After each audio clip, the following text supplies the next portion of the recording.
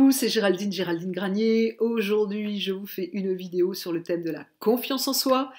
Très important en ce moment et on va voir en fait quel est le plus grand ennemi ou l'un des plus grands ennemis de la confiance en soi. Avant tout, j'espère que vous allez bien. Je voudrais me présenter en quelques phrases pour les gens qui me découvrent. Donc, je suis Géraldine Granier, je suis coach de dirigeants et conférencière professionnelle sur le thème de la différence. Voilà, j'accompagne aussi des adolescents, c'est très souvent les enfants des dirigeants, des personnes donc qui sont différents, un peu spéciales comme moi, et donc je veux parler des dyslexiques, des hauts potentiels, des hyperactifs, des hypersensibles, des hypercréatifs, des personnes que l'on appelle, que l'on retrouve dans le groupe des zèbres, multipotentiels, neuroatypiques, polymathes, bref, il y a beaucoup de noms pour les décrire.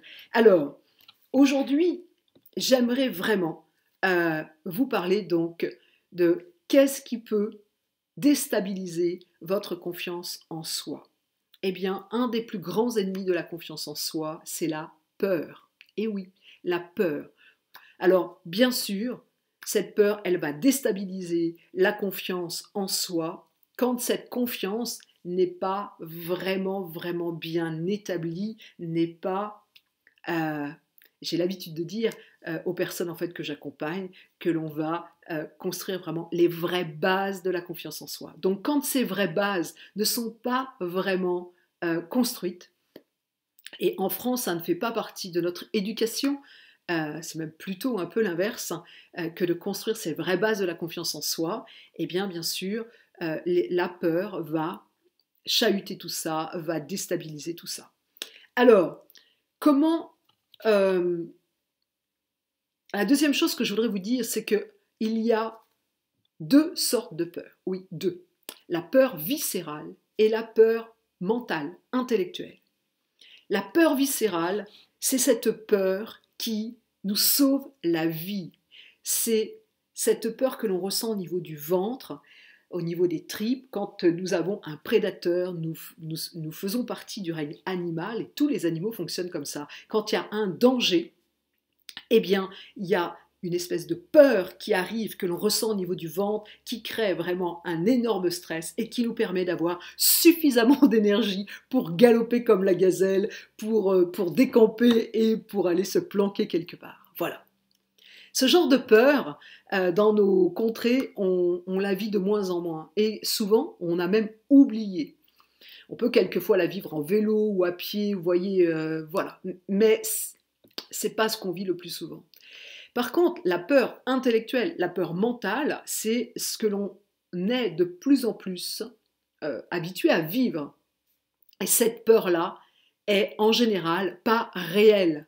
Qu'est-ce que je veux dire par là? C'est que soit elle arrive d'informations que l'on nous donne encore et encore et encore et encore, soit on se la crée soi-même en imaginant, en se projetant dans le futur, en faisant marcher toute notre imagination, et Dieu sait si on en a aujourd'hui.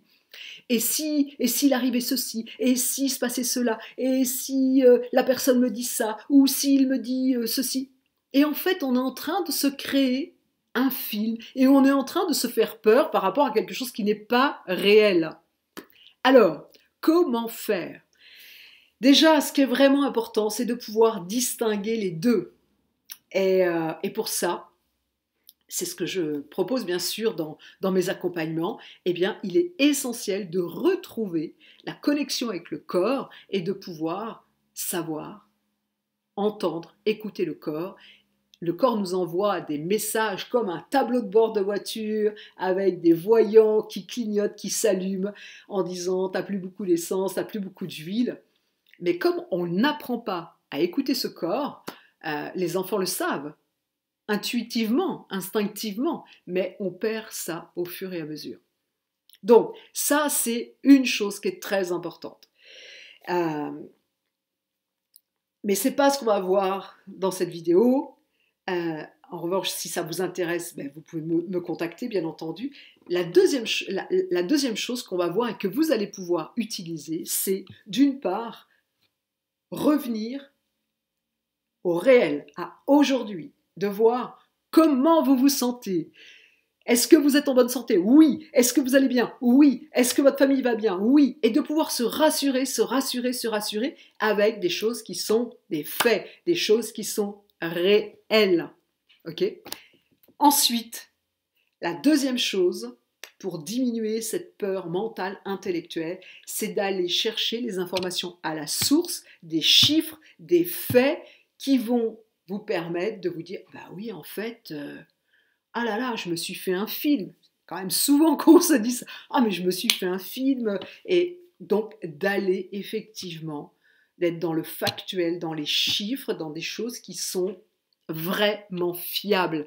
Ainsi, ça va vous permettre de diminuer cette espèce de peur, peut-être de stress, d'angoisse, et de revenir à quelque chose d'aujourd'hui, à quelque chose de factuel. Voilà. Donc,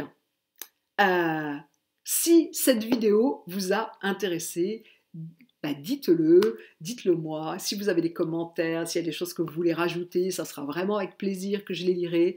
Si vous êtes intéressé pour effectivement travailler votre confiance en vous, eh bien, n'hésitez pas à me contacter, de pouvoir travailler cette relation avec le corps qui permet de tellement mieux se connaître que quand il y a des vagues qui arrivent, il y a des choses qui arrivent, eh bien, ça nous permet d'être de plus en plus stable. Voilà. Ou alors, si on est déstabilisé, de pouvoir revenir à un état d'équilibre beaucoup plus rapidement. À côté de la confiance en soi, il y a la confiance en la vie, mais ça, je vous en parlerai dans la prochaine vidéo. Je vous dis à très bientôt, n'hésitez pas à partager, n'hésitez pas à liker et à me dire si cette vidéo vous a intéressé. À très bientôt.